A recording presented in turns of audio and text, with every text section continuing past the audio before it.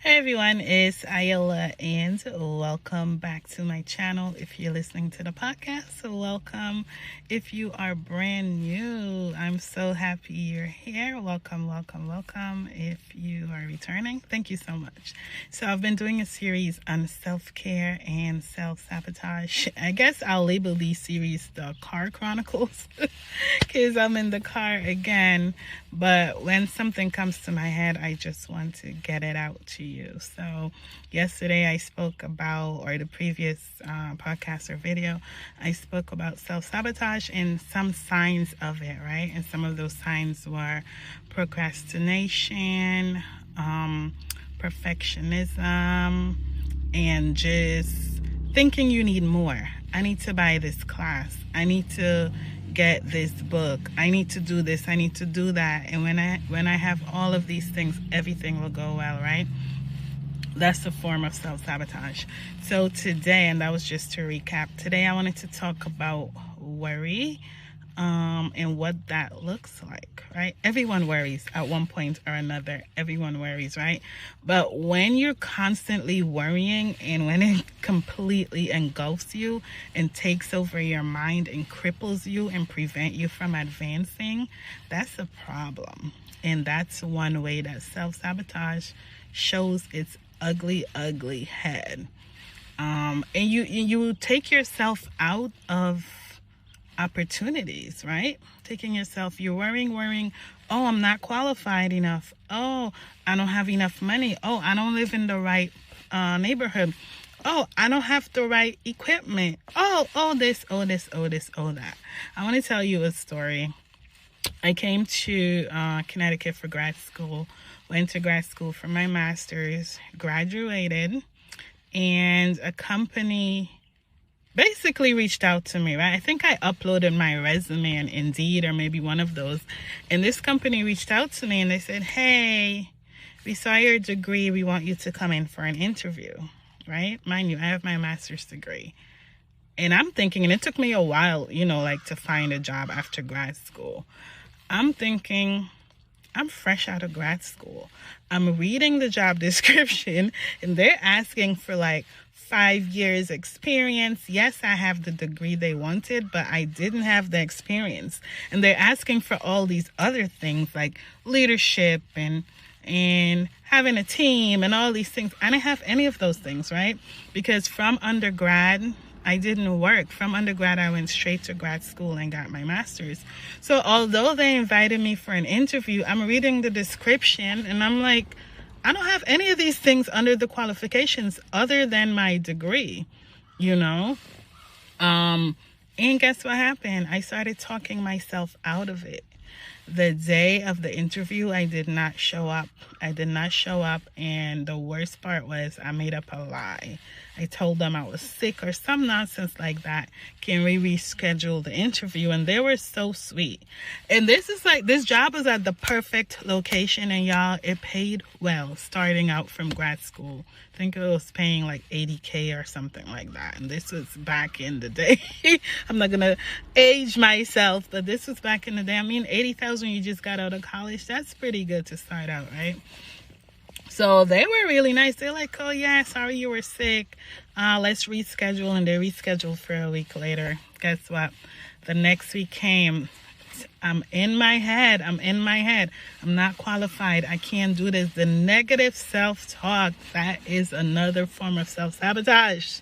Negative self-talk. I'm telling myself, I'm not qualified for all these things listed in this job description. Why do they want me? I'm just going to go there and be an idiot. And I did not show up to the interview, y'all. I did not show up to the interview. I think a few months later, I saw that same job posted again. It's a huge company. And I tried applying and they didn't even give me the time of day. They did not give me the time of day. Why? Because I did not show up for myself. Here these people are showing up for me, telling me, hey, we know you're a new graduate. We can see it on your resume. We know the qualifications you have. We know the job histories you have. It's on your resume, but we think you can do this job. Come for an interview and talk to us. These people are basically calling me in. And in my head, I'm like, no, no, no, no, no. Did you see my resume? I only have my master's degree. I don't have all these other things that you're asking me for. And y'all, I struggled after then. Struggled to find a job from grad school. When I did find something, it was like part-time. It was just a hot mess. I was barely making any money. When I say struggle, I was living with my mom before. I was living by myself. I had to move back in with my mom and grandma, and I was not happy. I was not happy, right? Because those were like step back. Because when I first started grad school, you know, I had my own apartment. I was working and everything. I was working at a school, but that's not what I wanted to do. You know, it was something to pay the bills until, you know, I was going to grad school full-time and working full-time. And that was tough. So my second year, I couldn't work. I'm like, no, I can't do this full-time and work full-time. So I didn't work at all. So, of course, the money started running out and I lost my apartment. I couldn't afford to pay my apartment. So I had to move back in with my mom and my grandma. Like I said, I wasn't happy because, you know, when you're independent and you run your own and you're doing things the way you want to, you're decorating your house. Like, I'm huge on decorating. Like, I love decorating, right? You setting up your apartment the way you want. You go and come when you want. You know what I'm saying? And then you got to move back in with your mama and your grandma. It was a mess. It was a mess. And why did this happen? I talked myself out of an $80,000 job straight out of college. I talked myself out of it. Negative self-talk. I worry. Oh, I'm going to show up to the interview. They're going to ask me questions that I don't know. I'm going to look like an idiot. Please stop it. Don't do what I did. Do not do it. And I've done that over and over, not for job, but for different opportunities. You know, I'm thinking, no, I saw this class. I have to go get this class and then I'll do this and then. No. Do not. I'm begging you. Don't do that. When the negative self-talk comes, when the worry comes, you counteract it. Like I mentioned before, if you're a Christian, you counteract it with scriptures. Even if you're not a Christian, get some good quotes that you can say, I am more than enough. I am worthy. I'm open to receiving big opportunities. I can do this. I was created to win. I was born to win. More than enough. People need me. I have skills. I have amazing skills, amazing talent, and amazing personality to offer the world. And they need to see it. They need to experience it. Speak those things in the mirror to yourself. And I'm telling you that, and I tell myself that too. Speak those things. Sis, you are more than enough. I promise. I promise. And especially when people around you, you know what's funny? People around you can see the greatness in you. A lot of times you can't see it, but people around you can see it. Happens to me all the time. I went to another job and like 4 people on the job in 1 week. 4 workers there. Why are you here? There's one guy, he is like one of the heads, right? And he used to do the workshops and speaking and stuff. And he came up to me and he's like, why are you here? And I'm looking like, what? He's like, no, why are you here? Because he saw greatness in me. He knew that I can do better than that job. He knew that, right? And he was not the only person who said that to me. And when you see people are saying those things to you, you need to step back and pay attention. At the time I was so young, I was just in my 20s almost. Although I had my master's degree, I was like 22, 23. You know, you're young and you're not experiencing certain things you just don't get. But these older people are like, girl, like, no, you can do better. Why are you here? So I'm going to ask you that question today in your situation right now. And I'm asking me too, why are you here? Why are you here? I know it's the negative self-talk. I know it's the worry. I know it's those sneaky signs of the self-sabotage. I'm giving you permission to rise up. Says go out and win. Recognize who you are. I want you to go in the mirror and say, do you know who I am? Do you? I am this. I am that. I am worthy. I have so much to offer. I'm an amazing writer. I'm an amazing speaker. I'm an amazing connector. I'm an amazing childcare worker. I'm an amazing cleaner. Whatever it is that you want to do and you love to do. It doesn't have to be doctor, lawyer, engineer, millionaire. No. Who are you at your core? Whatever you're doing or whoever you are, I'm telling you right now, you're amazing. And the fact that you're in this world, you know how many people, how many babies did not make it into the world to even start living? Girl, you made it. You made it into the world. You made it past years of all kinds of things. Economic issues, war issues, emotional issues, relationship issues. You're here. You made it. Like I say, a lot of people didn't make it. A lot of people died so young. A lot of babies died before they even saw the world. But yet here you are. Who you think you are? Oh, that's who you are. You made it, sis. So stand up. Stand up. Fight back those negative self-talk when they come. Cuss them out with positivity. Cuss them out with positivity. When that negative self-talk, girl, you're not going to get that job. Do you know who I am? Yes, I am going to get this job. Yes, I am. You know what? I'm more than qualified for this job. They are missing out because I'm not at that company. I'm more than qualified for this business. These people are missing out because they don't have me showing them and teaching them and sharing with them what to do. You can be selling t-shirts. You can be selling cards, whatever. I don't care what you do. People are missing out on you. So girl, stand up. Speak positivity into your life. It sounds silly sometimes. When I was young, people like, oh, you have to talk to yourself. I thought it was so dumb, and it's so, what nonsense is that? It works.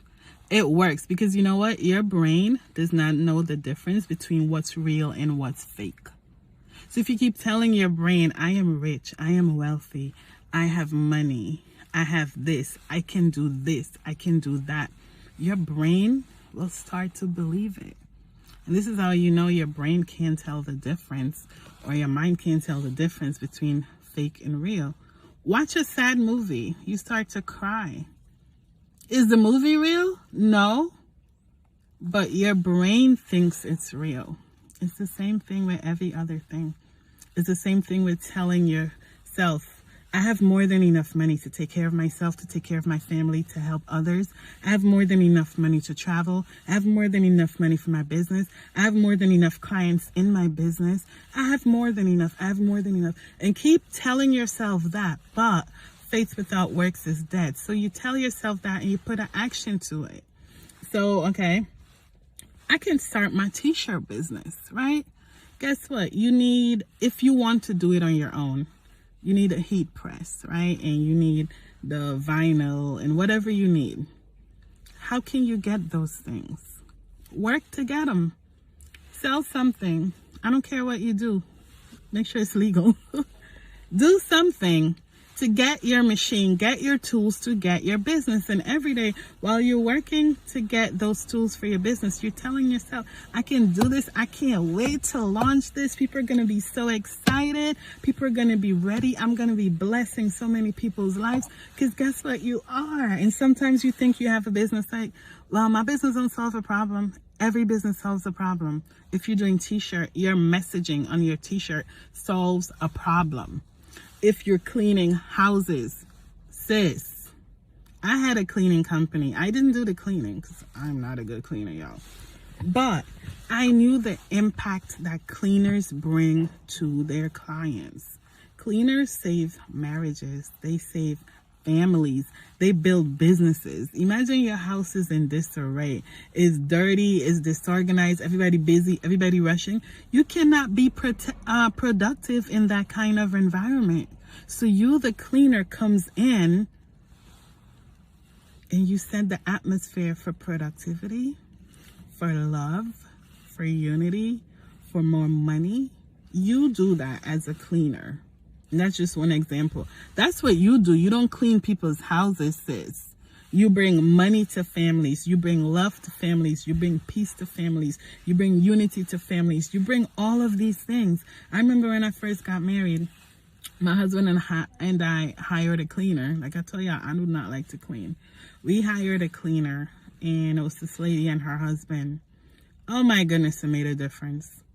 We came in, we left, you know, so they can clean. My husband and I, we went out to breakfast, give them time to clean the house. We stayed out of their way. And when we came back, it was like, I couldn't clean like that. And the place wasn't like dirty, but just the cleaning was on a whole nother level, right? And the wife, she rearranged certain things, like she staged the place a certain way. And I was like, wow. And my husband couldn't stop smiling. He's like, this is amazing. I love this. I feel so light. We were just happy for the whole week until the lady came back.